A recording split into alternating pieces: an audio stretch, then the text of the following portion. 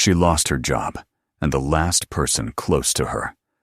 All she had left was her grandmother's old house in the middle of nowhere. But as soon as she opened the door, the past came back to life. Watch until the end, and write in the comments where you are watching from. Don't forget to subscribe. The storm had been falling since dawn, a soft but endless curtain of white swallowing the mountains and the winding road that cut between them. Snow pressed down on the world like a heavy silence, and the wipers of Alice Munro's car kept time with her heart, scraping against the windshield with a tired rhythm. She had been driving for hours, farther and farther from the city, from the classroom she no longer belonged to, from the apartment that would soon be taken back by the bank, and from the life that had quietly come apart. The world beyond the glass was a blur of gray trunks and white air, indistinct, cold, and without promise. Somewhere beneath the snow lay the broken asphalt that led to Silver Hollow, the forgotten town her grandfather had spoken of only once or twice when she was a girl. She had told herself this trip was practical, nothing more. The lawyer's letter had been clear. The property now belonged to her, and the winter would make it harder to sell if she waited. She would drive up, meet the agent, sign the papers, and be back before the week was over. Yet the farther she went, the less that story convinced her. There was something uneasy about the way the world narrowed around her car, the way the mountains closed in, and the signal bars on her phone faded one by one until the screen went blank. The silence that filled the car was no longer peaceful. It felt expectant, almost alive. Outside, the light was beginning to fade.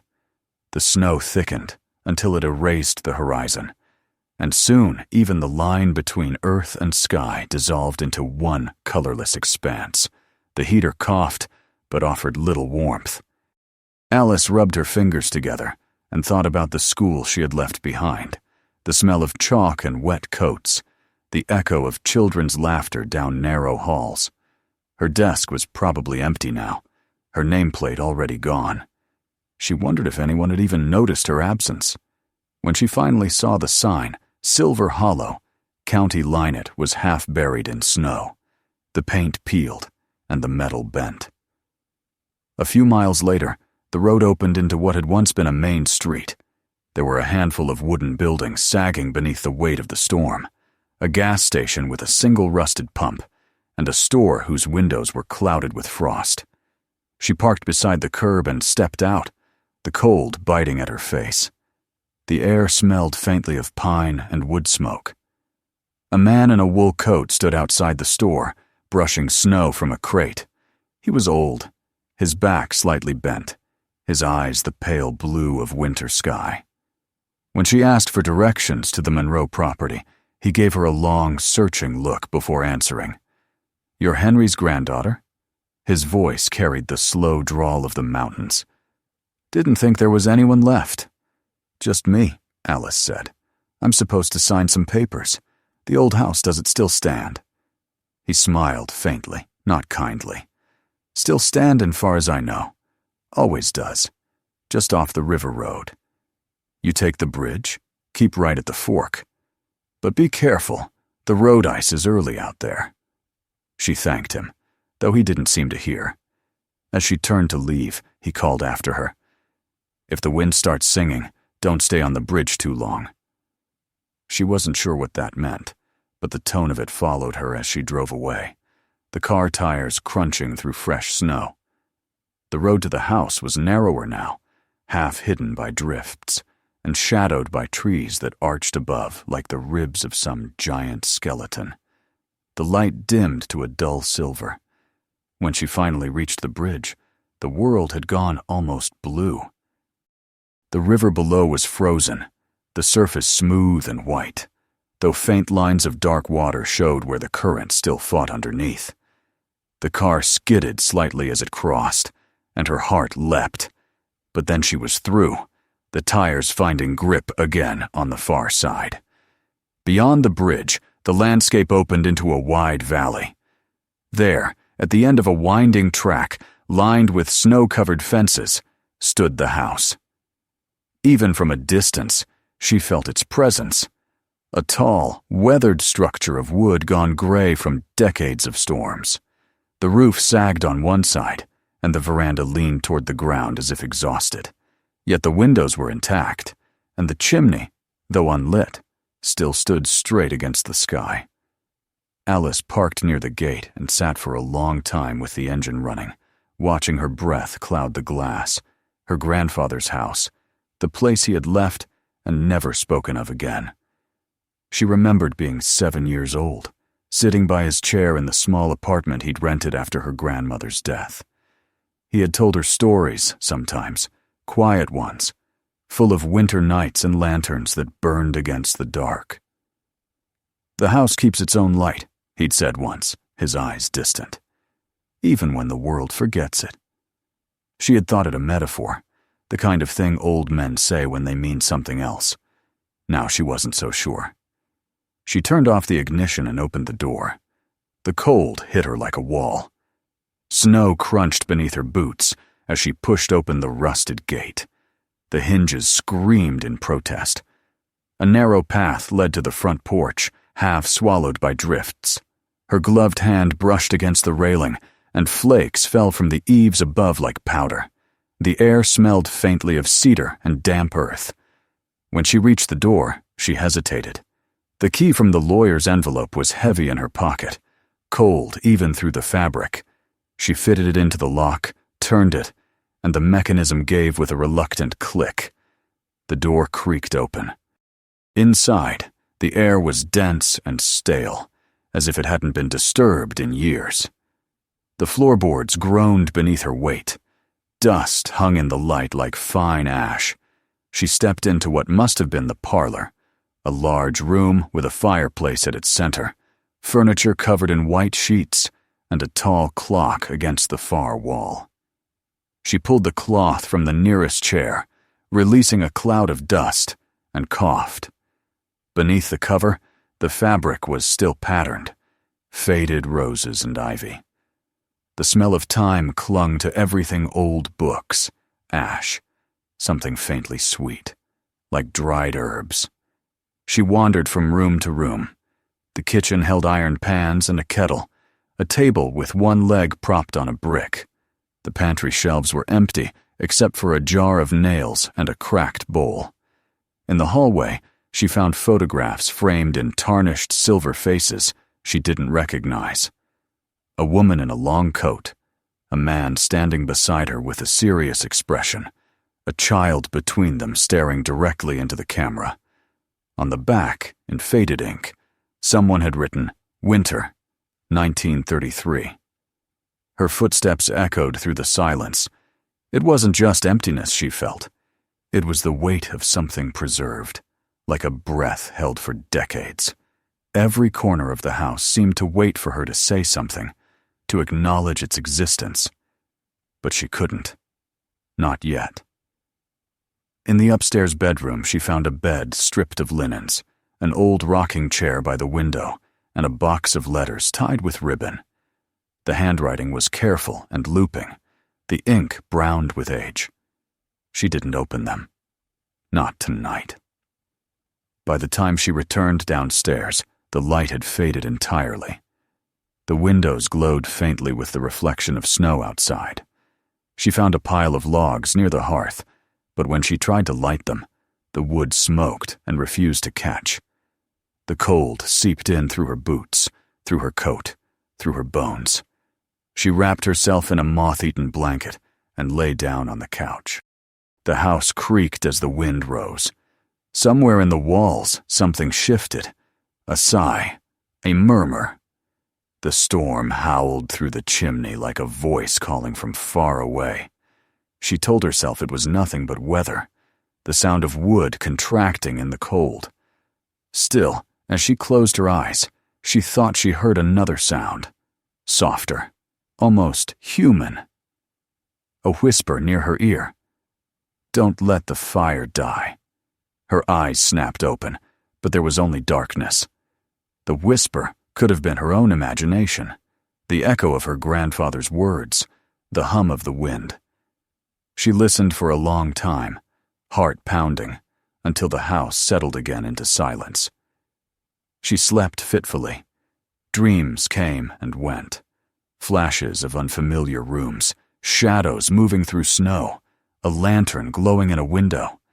Each time she woke, the house seemed to have changed slightly, the ticking of the clock louder, the air warmer, as if someone had passed through moments before. At dawn, the storm had eased. Pale light seeped through the curtains, turning the dust into silver. The firewood still lay cold, but the hearth smelled faintly of smoke. She stood at the window, looking out at the vast whiteness that stretched to the horizon, and felt both trapped and strangely protected. The house, she thought, was not dead. It was waiting.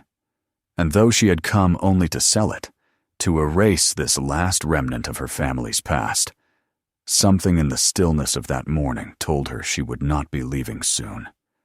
Outside, the snow began again, light as breath, drifting across the porch and the frozen yard. The world had gone silent, but not empty. The road behind her was already buried, and the one ahead disappeared into the white. Alice stood in the doorway, holding her coat closed against the cold, and listened to the faint creak of the timbers around her. The sound was almost like speech-old, tired, patient. She took a slow breath, stepped back inside, and closed the door. The lock clicked softly, as though sealing her into the house's quiet heart. Morning broke pale and silent, the kind of light that seemed filtered through milk. The storm had passed in the night, leaving the world covered in a smooth, unbroken skin of white. From the window, the valley looked endless, untouched. Alice stood in the kitchen, her breath visible in the air, and watched frost crawl along the edges of the glass like lace. The old kettle on the stove refused to boil, so she had settled for a mug of water that was only barely warm. The silence in the house was complete. Even the ticking of the clock downstairs had stopped sometime in the night. It was as if the house itself had paused, waiting for her to decide what came next. She wrapped herself in her grandfather's flannel coat, which hung loosely from her shoulders, and began to explore the rooms she hadn't dared to enter the night before. The living room looked different in daylight, less haunted, though still heavy with years of neglect. Dust had softened every surface, muting the colors into shades of gray and brown. On the mantel above the cold hearth rested a row of photographs in mismatched frames, their glass clouded with age. She wiped one clean with her sleeve. A man stood in front of the house, the same one she now occupied, but it looked younger, straighter, freshly painted. Beside him stood a woman with dark hair pinned neatly back, her gloved hand resting on his arm. Behind them, a child in a wool coat stared directly into the lens, her expression unreadable. On the back of the photograph, someone had written, "Winter, 1933. S. Monroe and family." The name made her pause. Monroe, her grandfather's last name. She traced the letters with her fingertip, feeling a strange weight settle in her chest. The year was almost a century ago. Whoever these people had been, they had lived their lives in this same house, walked these same floors. Now only the walls remembered them. She moved on, climbing the narrow staircase that groaned beneath her boots. Upstairs, the air was colder, sharper. In the largest bedroom, she found a wardrobe with its doors slightly ajar. Inside hung 2 coats, a man's and a woman's, still faintly smelling of cedar. Beneath them sat a wooden box tied shut with twine. The box was filled with letters bundled in ribbon, their paper brittle and browned. The handwriting, looping and elegant, seemed almost too intimate to read, yet she could not stop herself from unfolding one. The letter was addressed to "My dearest Anna," and though much of the ink had faded, she could make out words of worry and endurance references to ration books, to the river freezing early, to keeping the door open for those who knock. She read the phrase twice. Something about it made her uneasy. Who would come knocking in the middle of a mountain winter? By the time she descended the stairs again, the day had deepened into a soft gray twilight. The air in the parlor had grown colder. She crouched by the hearth and tried once more to light a fire. This time, with patience and enough newspaper torn from an old drawer, the flames caught. The sudden light filled the room, casting long shadows up the walls. She sat back on her heels and watched the fire breathe. The warmth brought the house back to life. The boards creaked as they expanded, and the faint smell of burning cedar filled the air. Alice closed her eyes, letting the heat touch her face. For the first time since she had arrived, she felt something other than fatigue. But the peace lasted only a moment before the faintest sound broke through the hollow thud of something shifting below her feet. At first she thought it was the wind or an old pipe settling. Yet when it came again, softer this time, she rose and followed the sound through the hallway to the kitchen. There, in the corner, where the linoleum curled away from the wall, she noticed a slight unevenness in the floorboards. One plank seemed higher than the others. She knelt, brushed away the dust, and discovered a small metal ring set into the wood. Her hands trembled as she pulled. The board lifted easily, revealing a square of darkness beneath. A breath of cold air rose from below. She fetched the flashlight from her coat pocket and shone it into the opening. Wooden steps descended into a narrow chamber no taller than her shoulders. The beam of light caught something metallic. A lantern, perhaps, or the corner of a bed frame. Curiosity overcame fear. She fetched a candle from the table, lit it, and carefully climbed down. The air was still and dry. The walls were made of stone, slick with frost in places. Along one side stood a small cot, its mattress wrapped in a decayed quilt. Nearby was a wooden table holding a rusted oil lamp, an enamel mug, and a stack of notebooks bound in leather. A chill passed through her as she realized what she was seeing. This was no ordinary cellar. It felt like a room meant for hiding. She opened one of the notebooks. The first page bore the name Samuel Monroe, January 1933. The handwriting was tidy but urgent. The entries were brief, each dated and marked with a single line of description.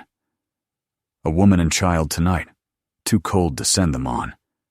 The sheriff asked questions again. Keep the lamp low after midnight. Her pulse quickened as she turned the pages.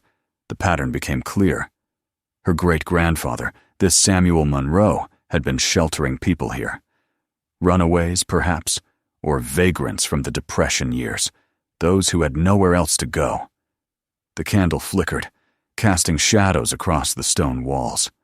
On the final page, she found a single sentence written in a darker ink, as though the pen had been pressed too hard. If you find this, keep the fire burning. She stared at the words for a long time. The same message she had thought she'd heard, whispered in her dreams. Slowly she closed the notebook and pressed her palm against its cover. The leather was cold, but beneath it, she could feel the faintest echo of warmth, as if the words themselves still lived. When she climbed back up to the kitchen, the air felt different. Not warmer exactly, but charged. She looked around the room, half expecting to see her grandfather standing there, smiling his quiet smile, nodding toward the open hearth. She whispered into the silence, "I found it." That night, she stayed by the fire, unable to sleep. The wind scraped against the windows, but the house no longer frightened her. Instead, it felt awake. She read through more of Samuel's notes, deciphering the faded script. The more she read, the more she sensed that the house had been something sacred, a sanctuary for those the world had forgotten. Her family had carried that secret, and now it had passed to her. Hours later, when she finally dozed off in the armchair, she dreamt she was walking through the snow toward the river. Lanterns glowed along the banks, and voices whispered from the trees. She saw figures moving through the dark, men, women, children, all heading toward the house.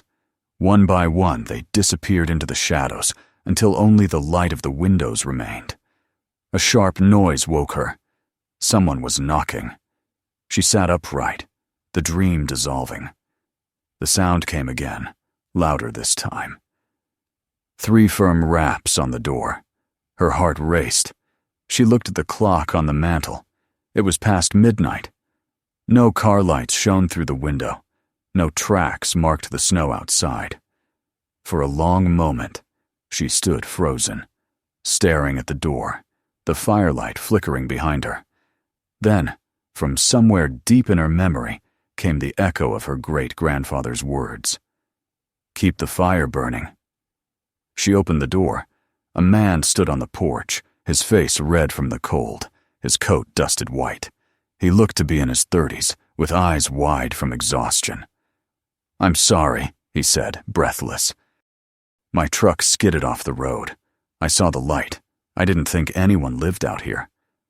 Without speaking, she stepped aside and motioned him in. He hesitated, then crossed the threshold. Snow melted off his coat onto the floorboards. She pointed to the chair near the hearth. "Sit.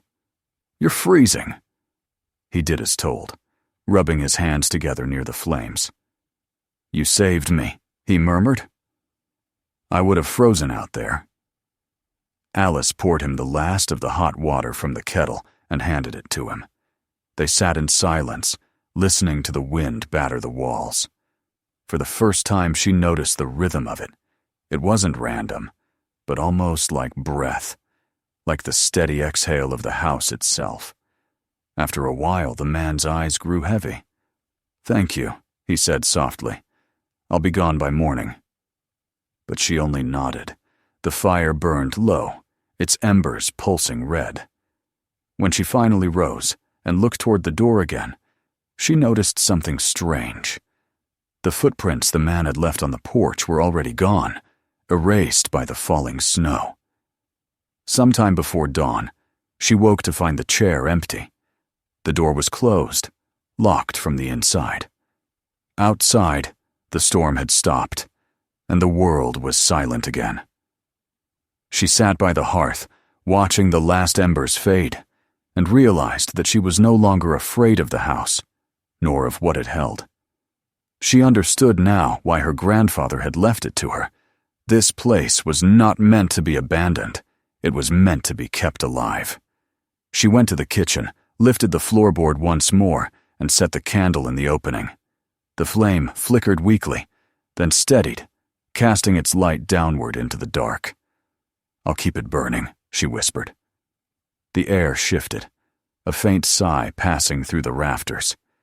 Somewhere above, the snow on the roof began to slide, falling in soft thumps that sounded almost like footsteps retreating into the distance. The house settled, the timbers easing with a sound like contentment. Alice returned to the chair, drew the blanket over her knees, and watched the morning rise through the frost-blurred window. By the time the sun cleared the ridge, the world outside had turned to silver. Smoke drifted lazily from the chimney, and inside the fire caught again, as though it had never truly gone out. The house under the snow was awake, and so was she. When Alice woke the next morning, the storm had cleared, leaving a brittle blue sky stretched over the valley. The snow was so white it hurt to look at, glinting like powdered glass in the early sun. She rose slowly from the chair, her body stiff and sore from sleeping upright, and glanced toward the window. The world outside was hushed and untouched, except for a single set of footprints that led away from the porch and disappeared into the trees beyond the bend of the road. The stranger had kept his promise. He was gone. On the table lay a note scrawled on the back of a torn map. "Thank you for the warmth. Keep the fire burning." She held the paper in her hands for a long time, her breath fogging in the cold air, and then folded it neatly, placing it between the pages of her great-grandfather's journal. She went outside wrapped in the old flannel coat. The air was sharp, crystalline. Every sound seemed amplified. The crunch of snow beneath her boots, the faint groan of the trees as ice melted in their branches. The house stood behind her, its roof glittering beneath a crust of frost. From a distance, it looked alive, its windows catching the sun like open eyes. For the first time since arriving, she saw it not as ruin, but as possibility. It had endured the weight of so many winters, and now it was still standing wounded, but unbroken, waiting for hands willing to mend it. She realized, with a quiet certainty, that she could not sell it. Inside, she rummaged through drawers, looking for anything that might help her understand more about her grandfather's choice to leave her this place. In the bottom of an old writing desk, she found a single sheet of paper folded twice. The handwriting was unmistakable, Henry Monroe's steady script, curved and deliberate. It wasn't a letter so much as a message, half-written and left unfinished. If someone finds this, know that the house breathes with the hearts of those it sheltered. Do not abandon it. Its walls remember what kindness feels like. The ink trailed off mid-sentence, as though he had been interrupted. She traced the final line with her finger, feeling a lump rise in her throat. The decision came to her then, simple and irreversible. She would stay, not just to uncover its secrets, but to bring the house back to life. It wasn't logic that guided her anymore, but something quieter, older, an understanding that some inheritances aren't meant to be sold, only carried forward. She began that afternoon. The work was slow, clumsy, exhausting. She cleared out broken furniture, shook dust from the curtains, scraped frost from the windows. Each task seemed small, yet with every movement she felt a strange renewal, as though the house itself was breathing easier.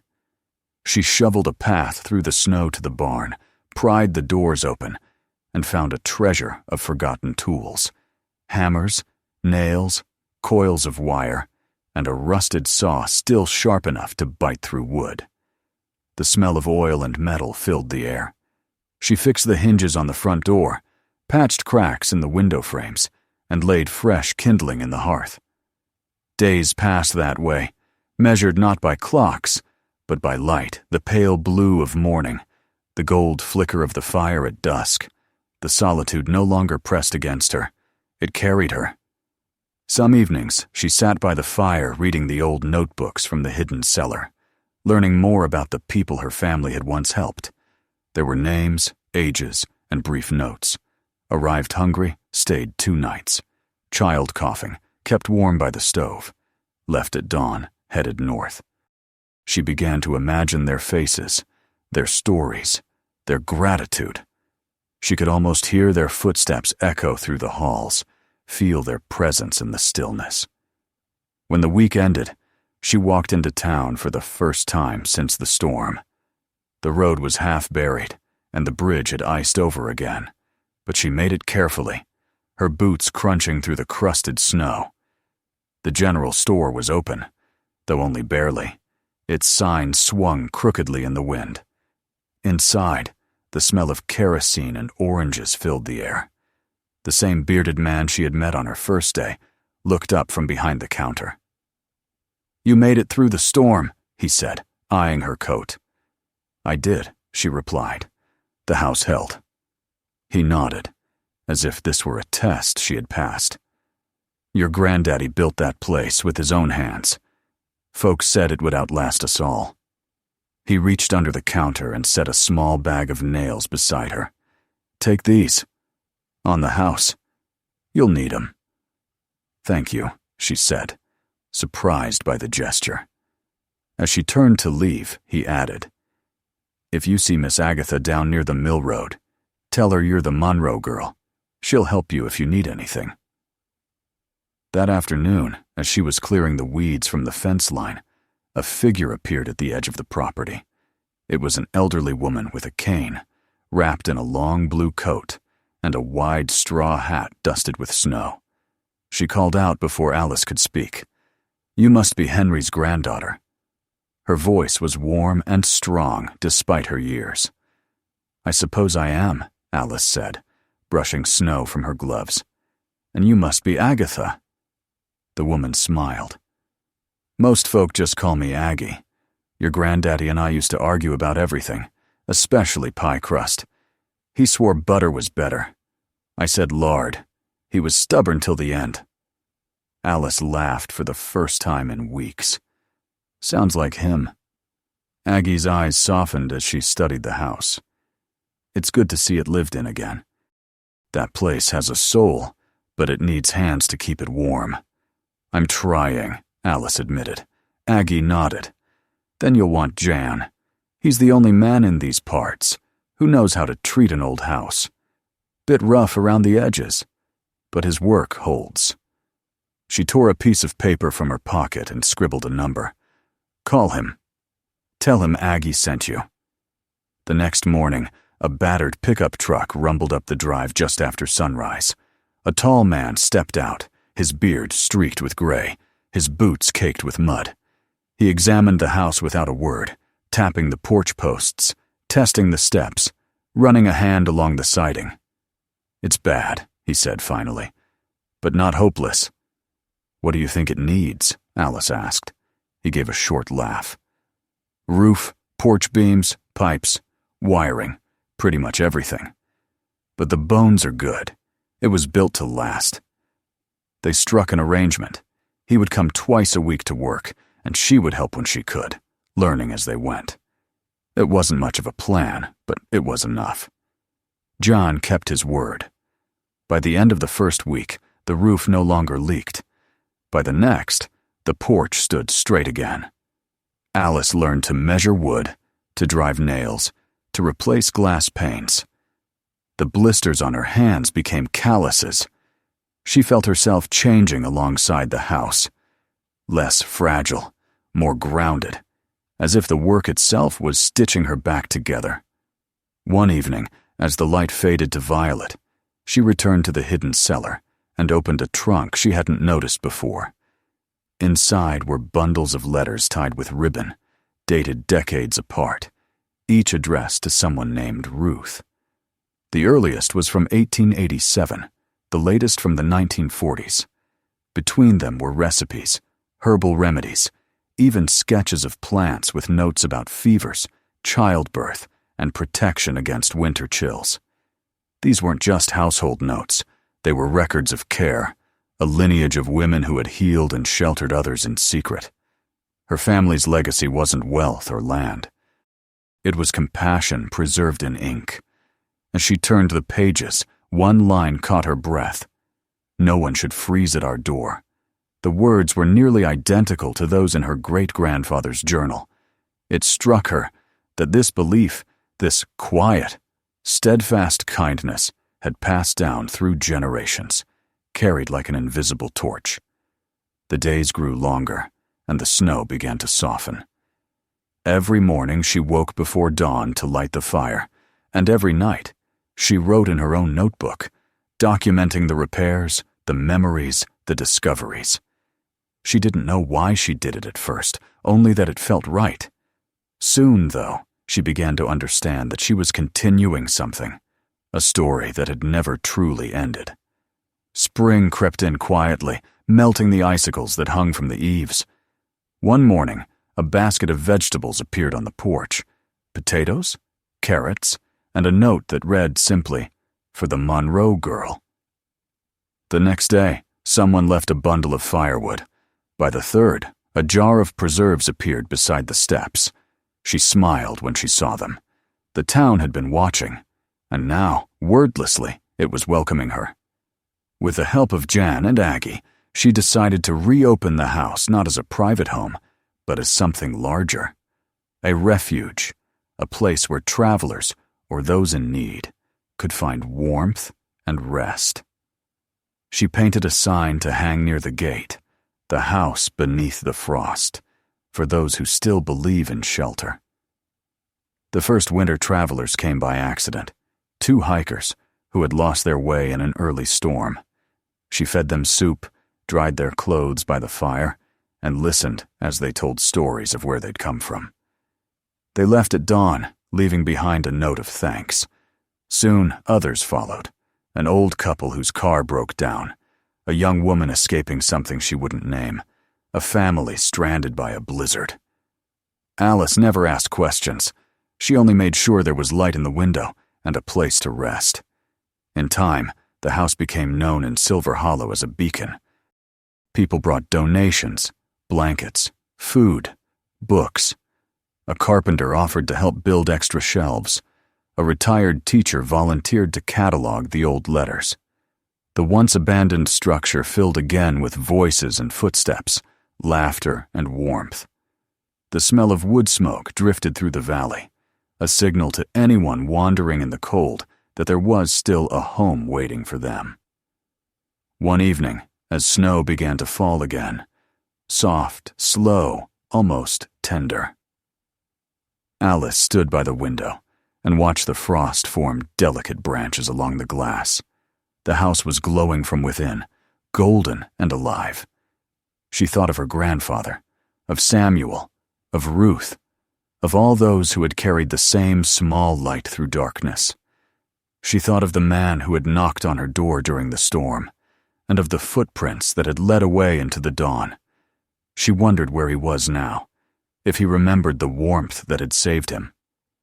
She opened her notebook and wrote a single line beneath her day's entry. "This house remembers."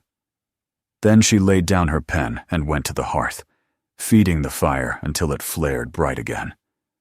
Outside, the wind moved through the trees, not as a threat, but as a song, low, steady, patient. As the night deepened, she sat on the floor, wrapped in her grandfather's blanket, listening to the soft crackle of the fire and the faint hum of the timbers around her. The house no longer felt like an inheritance or a mystery. It felt like a promise kept. When she finally closed her eyes, she dreamed of lanterns flickering along the riverbank, of voices calling softly through the snow. They were not ghosts, but echoes, reminders of what endurance looked like, of what compassion sounded like when it refused to die. The house beneath the frost stood quietly, its roof silvered in moonlight, its windows warm with flame. And inside, the keeper of its memory slept beside the hearth, the same fire still burning, just as her ancestors had asked her to keep it. Outside, the snow fell lightly through the night, covering the footprints on the path, erasing them one by one. The world was white again, endless and silent, but the house glowed on, a small and steady light against the dark.